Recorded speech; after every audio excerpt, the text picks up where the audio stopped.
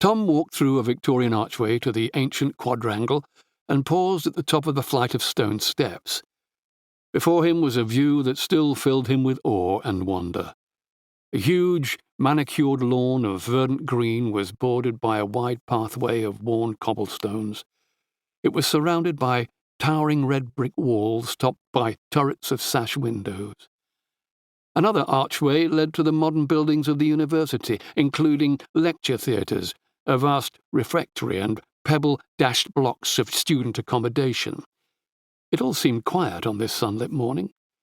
It was Monday the 11th of September 1989, and for Tom Frith the start of classes was still a week away.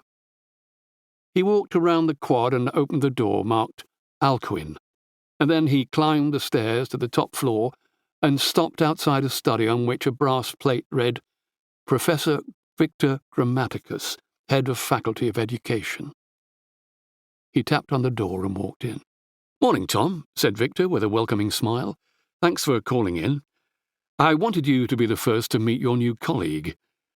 The dapper professor, in his crisp white shirt, waistcoat, bow tie, and with his grey hair tied back in an incongruous ponytail, gestured toward the woman beside him.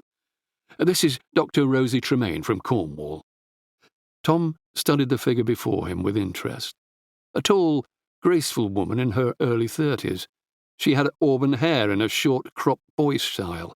Her green linen trousers suit matched the colour of her eyes. "Rosie, this is Dr. Tom Frith. You'll be working alongside him with the students who are training to be primary teachers and whose main subject is English literature." "Pleased to meet you, Tom," she said confidently. Her handshake was cool and firm. "Welcome to Eboracum," responded Tom with a smile. "I look forward to working with you."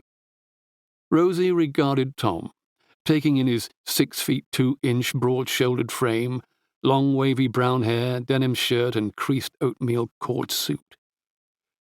"Professor Grammaticus tells me you're to be my buddy tutor," she said. Tom looked puzzled. "Buddy tutor?" "It's a new initiative, Tom," explained Victor. "The Vice-Chancellor proposed it to give new members of staff some in-house support." "Oh, good idea," said Tom.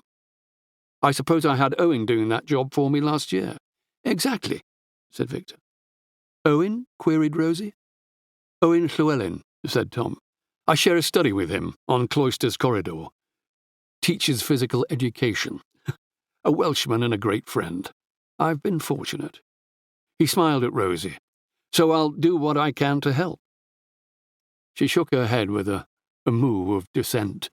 "Thanks, but to be perfectly honest, I've done this job before, so I should be fine." Victor raised his eyebrows but said nothing. "Well, I'm sure you will," said Tom, hesitantly. There was a moment's pause before he pressed on. "We have some terrific students here training to be teachers, as I had at Exeter University," was the crisp reply. Tom continued, eager to help. "Well, thinking ahead, I'm happy to go through the English syllabus with you if you wish, perhaps after the faculty meeting?" Rosie gave a brief nod. "Thank you. My specialism in Victorian literature will no doubt be included?" "Well, I'm sure it will," said Victor evenly.